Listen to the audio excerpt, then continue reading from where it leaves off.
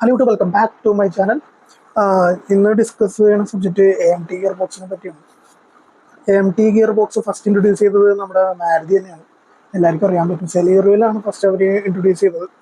അവർ introduce ചെയ്തപ്പോൾ അവർ പറഞ്ഞു റാലിയിലും പല കാറുകളിലൊക്കെ യൂസ് ചെയ്യുന്നുള്ളത്. അങ്ങനെ ഒരു ഹിസ്റ്ററി വെച്ചിട്ടാണ് അവരത് ഇൻട്രൊഡ്യൂസ് ചെയ്യുന്നത്.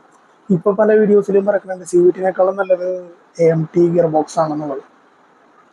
നമ്മുടെ മാരുതിയിൽ AMT AGS അതൊക്കെ സെയിം തന്നെയാണ്. ഈ AMT ഗിയർ ബോക്സിന് നമ്മൾ ശ്രദ്ധിക്കാണ്ട് പോണ കുറേ പ്രശ്നങ്ങളുണ്ട്. അത് കൂടുതലായിട്ട് അറിയണമെന്നുണ്ടെങ്കിൽ ട്രൂ വാല്യൂവിൽ അന്വേഷിച്ചാൽ മതിയോ. ട്രൂ വാല്യൂവിൽ നിങ്ങൾ ഡയറക്റ്റ് പോയി ചോദിച്ചാൽ അവർ പറയില്ല. ഞാനൊരു സംഭവം നിങ്ങളോട് പറയാം. കഴിഞ്ഞ ദിവസം എൻ്റെ ഫ്രണ്ടിന് സെലീറിയോ എടുക്കാൻ പോയിട്ടുണ്ടായിരുന്നു. സെലീറിയോ എടുക്കാൻ ചെന്ന് കഴിഞ്ഞപ്പോൾ അത് വെറും 18,000 കിലോമീറ്റർ മാത്രമേ വണ്ടി ഓടിയിട്ടുള്ളൂ. 2014 വണ്ടിയാണ്. അവിടെ ചെന്നപ്പോൾ പുതിയൊരു സെലീറിയോ കിടപ്പുണ്ട്.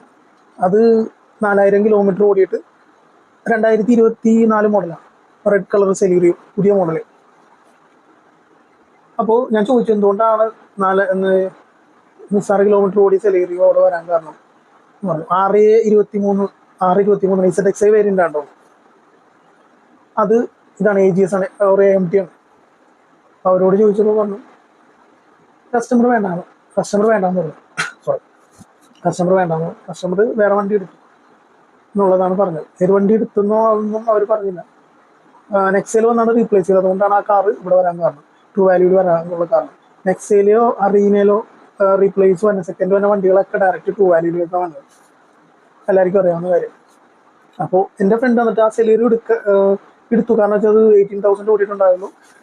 4 ലക്ഷം അവർ പറഞ്ഞ് 4 ലക്ഷത്തിനാണ് എടുത്തത്. വണ്ടി കുഴപ്പമുണ്ടായില്ല.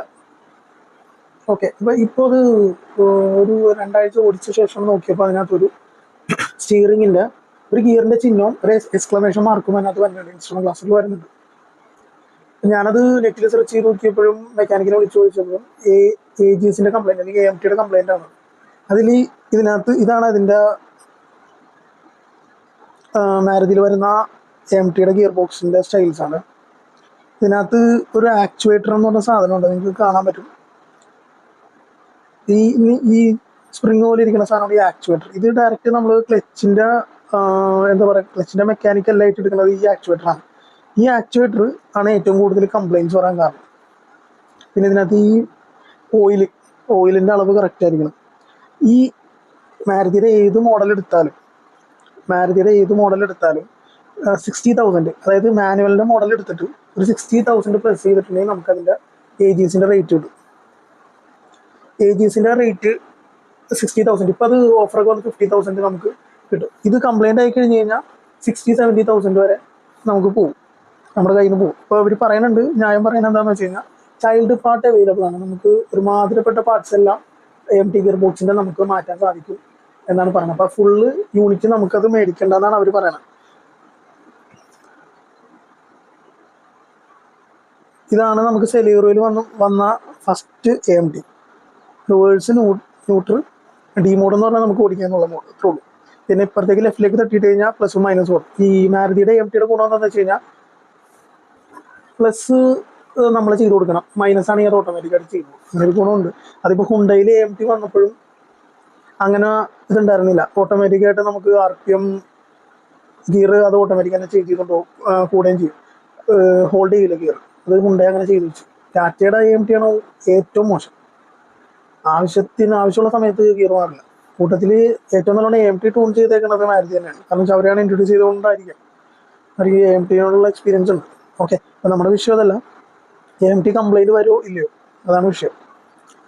AMTയുടെ 60,000 വരെ നമുക്ക് എക്സ്ട്രാ പ്രൈസ് ആവുള്ളൂ. അപ്പോൾ അത് പോയി കഴിഞ്ഞ് കഴിഞ്ഞാൽ ഒന്നിലേക്ക് ചൈൽഡ് പാർട്ട് മാറാം, അല്ലെങ്കിൽ 60,000 കൊടുത്തിട്ട് മൊത്തം യൂണിറ്റ് മാറി വെക്കാം. പക്ഷേ ഇത് ഏറ്റവും കൂടുതൽ കംപ്ലൈൻറ്റ് കാണിക്കുന്നത് നമ്മൾ എവിടെയെങ്കിലും അത്യാവശ്യത്തിന് പോകുമ്പോൾ വാഗനാറിലൊക്കെ യൂട്യൂബിൽ നോക്കിയാൽ കാണാൻ പറ്റും. ഓരോ ചില ഗിയറൊന്നും വീഴില്ല. റിവേഴ്സ് ഇട്ട് കഴിഞ്ഞാൽ കറക്റ്റായിട്ട് വീഴില്ല. ന്യൂട്രീന്ന് മാറാനുള്ള താമസമാണ് അത്. ഫസ്റ്റിലേക്ക് വീഴില്ല, സെക്കൻഡിലേക്ക് വീഴില്ല, അങ്ങനെ. അപ്പോൾ അത് പ്രോബ്ലം, അത് ആക്ച്വേറ്ററിൻ്റെ പ്രോബ്ലം. ആക്ച്വേറ്റർ അത് ക്ലച്ച് റിലീസ് കൊടുക്കാത്തതുകൊണ്ടാണ്. അപ്പോൾ ആദ്യം ഈ വണ്ടി ഓടിക്കാൻ പഠിക്കുന്നവർ പോയിട്ട് AMT ഗിയർ ബോക്സുള്ള വണ്ടി ഇടും. ഓടിച്ച് അതിൻ്റെ നമുക്ക് മനസ്സിലാവും. അതുകൊണ്ട് കാര്യമില്ലെന്ന് മനസ്സിലാക്കി കഴിഞ്ഞാൽ നേരെ അതുകൊണ്ട് ട്രൂ വാല്യൂ കൊണ്ട് തള്ളേ ചെയ്യാറ്, ഏത് സെക്കൻഡ് ഹാൻഡ് സർവീസിംഗ് കൊണ്ട് തള്ളും. ഇത് അറിയാണ്ട് പിന്നെ ആൾക്കാർ പോയി അത് പോയിടും.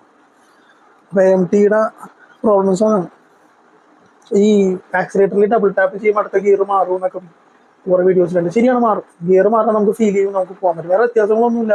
ഹൈഡ്രോളിക് സിസ്റ്റം യൂസ് ചെയ്തിട്ട് നമ്മൾ മാനുവൽ ഗിയറിനെ ഓട്ടോമാറ്റിക് ആക്കിയിരിക്കണം, വേറെ വിഷയമില്ല. പക്ഷെ CVT കണ്ടിന്യൂസ് വേരിയബിൾ ട്രാൻസ്മിഷൻ അത് റബ്ബർ ബാൻഡ് എഫക്റ്റ് ഉണ്ട്, ശരി തന്നെ. പക്ഷേ അതിന് പെട്ടെന്ന് കംപ്ലൈൻറ്റ്സ് വരില്ല. കാരണം നമ്മൾ ഈ സ്കൂട്ടറിലൊക്കെ നോക്കിയാൽ കാണാൻ പറ്റും. ഹോണ്ടയിൽ വേരിയോമാറ്റിക്, ജൂപ്പിറ്റർ എന്ന് പറഞ്ഞ വണ്ടിയിലൊക്കെ അതിനകത്ത് CVT യൂസ് ചെയ്യുന്നത്, കണ്ടിന്യൂസ് വേരിയബിൾ ട്രാൻസ്മിഷൻ. അതൊക്കെ നമ്മൾ എത്ര ഓടിയിട്ടാണ് അതിന്റെ ബെൽറ്റ് നമ്മൾ ചേഞ്ച് ചെയ്യണം. ആ സെയിം ടെക്നോളജി തന്നെയാണ് യൂസ് ചെയ്തേക്കണം. AMT CVT നോക്കിയാൽ നമുക്ക് കാണാൻ പറ്റും. പിന്നെ